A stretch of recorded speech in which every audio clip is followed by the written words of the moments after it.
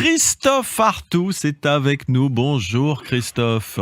Bonjour Hervé, bonjour à tous. Dites donc, elles sont discrètes vos pensionnaires, on les entend pas beugler. Ah bah vous allez voir. Alors lorsque je vais m'approcher d'elle, ça va changer, croyez-moi. C'est vrai. Je me trouve à Blain. Nous sommes en fait à une trentaine de kilomètres au nord-ouest de Nantes. Je suis dans une ferme, la ferme Péard. Et dans cette ferme, on produit du lait bio que l'on transforme en yaourt. C'est la particularité de cette ferme. Et c'est également l'autre particularité, c'est que c'est une affaire de famille en fait. Puisque ce sont deux frères qui tiennent cette ferme, les frères Péard. Alors devant moi et avec moi Emmanuel, il s'occupe de la production du lait, et puis juste derrière son frère Jean-Michel qui lui transforme ce lait bio, en yaourt, en crème dessert, en riz au lait, des yaourts que l'on peut retrouver d'ailleurs, on en parlera plus tard, dans des AMAP, dans les supermarchés du coin, dans les magasins bio, dans les restaurants scolaires également de la ville de Nantes. Emmanuel, on est là dans la salle de traite, c'est l'heure, depuis maintenant une bonne demi-heure, vous y êtes dessus, ça dure une heure. Voilà, présentez-nous un petit peu, les pensionnaires, comme les appelle Hervé Marchionni, ces vaches que l'on voit ici qui sont bien rangées pour la traite. Oui, bonjour à tous déjà. Les vaches, la traite a commencé depuis une bonne dizaine de minutes. Donc j'ai une cinquantaine de vaches laitières, composées de Primouchstein et de Montbéliard. Donc là aujourd'hui c'est comme tous les jours un peu une problématique de bouchons. Nous avons des bouchons aussi à Saint-Gabriel, puisque les vaches attendent au niveau de l'entrée du périphérique. Et après vont passer sur les deux périphériques nord et sud. Et vont être bloqués par la traite, et donc après vont sortir tranquillement. Sinon autrement sur l'exploitation 80 hectares donc suffisent à nourrir ces 50 vaches laitières avec énormément d'herbes, puisque nous avons 70 hectares d'herbes sur l'exploitation. Voilà, après au niveau de la traite, il y a évidemment une organisation, une hiérarchie sociale. On va en parler après, parce qu'on va justement assister avec vous, et ça sera le prochain point à 7h25, à cette traite. Vous allez dire comment ça se passe en règle générale. Effectivement, il y a un bouchon à Blain, un bouchon de vache, voilà, elles se précipitent toutes ici. Il y a combien de vaches à la traite par... on ne peut pas toutes les mettre, évidemment, là il y en a combien, 6, 12 Non, c'est une salle de traite épi 2x5. Donc 5 vaches qui passent de chaque côté, en même temps, voilà. D'accord, donc évidemment, elles attendent, voilà. Bonjour madame, il faut attendre, c'est votre tour, ça sera pour plus tard, d'accord. Bon, on vous raconte la traite dans un instant sur France de l'Océan, ici, en direct de la ferme Péard à Blain, d'accord Bon, Hervé? en tout cas, vous ne semblez pas leur faire un effet bœuf. Ça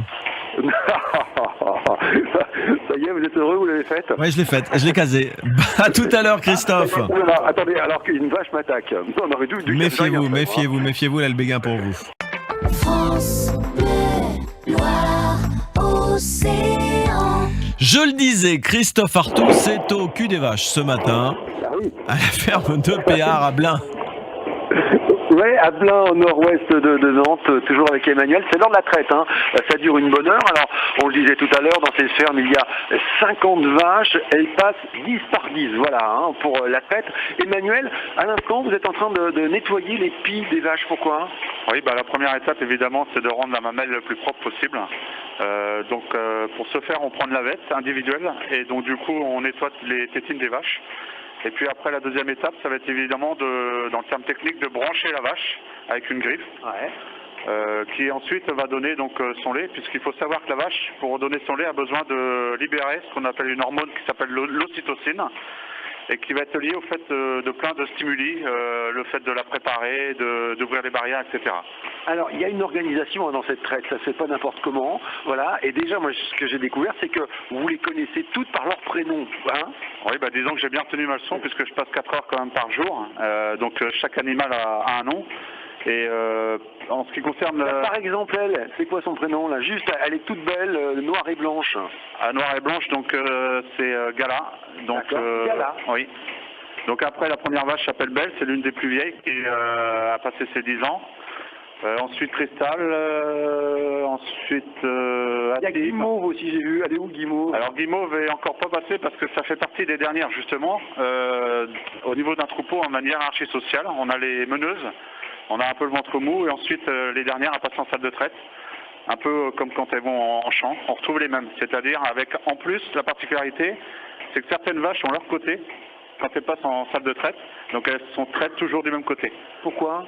Bah, c'est moi qui les laisse un peu choisir aussi leur côté. Enfin, il y a un respect aussi de l'animal, de ses habitudes. Nous sommes nous aussi faits que d'habitude. Donc je vois pas pourquoi l'animal n'aurait pas aussi ses petites habitudes. Alors, il y a les meneuses, donc les meneuses, il faut les traire en première, c'est ça? Ah bah, une meneuse passe toujours dans les 2 premiers quais. C'est le cas de Belle, par exemple, qui est toujours dans les premières et toujours côté droit. Voilà. Et si elle n'est pas dans les premières, qu'est-ce qui se passe? Eh ben, c'est qu'il peut y avoir deux solutions. Soit finalement elle est en chaleur, donc c'est-à-dire qu'elle est prête à reproduire, ou soit finalement elle peut être malade. Et là, c'est plus grave, malheureusement. Ça arrive très rarement, mais ça peut arriver. Alors, combien une bête comme par exemple Belle, là, voilà, qui est en train de se faire traire gentiment, elle donne combien de lait par jour? Elle peut donner donc jusqu'à 25 litres de lait par jour, sachant que c'est très variable d'une vache sur l'autre en fonction finalement du stade de lactation. Mais bon an, mal an, oui, on est autour d'une vingtaine de litres par vache, quoi.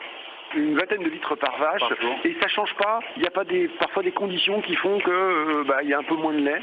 Bah, disons que quand on les lâche au printemps à les pâturer l'herbe toute jeune, évidemment qu'à ce moment-là, la production laitière augmente par vache, puisque l'herbe est d'une qualité exceptionnelle. Et du coup, ça perdure tout le printemps. C'est pour ça que l'herbe est un excellent fourrage pour alimenter des animaux et faire du lait, quoi. Voilà, à moins beaucoup. Une question de l'alimentation, hein, évidemment. Hein. Merci Emmanuel. Alors, on lisait la particularité de cette ferme, c'est qu'effectivement vous occupez de la production du lait, et puis la transformation du yaourt, de ce lait en yaourt. C'est ce qu'on va voir à 7h45, puisqu'on va passer juste à côté dans la yaourterie. Allez, à tout à l'heure, gourmand que vous êtes.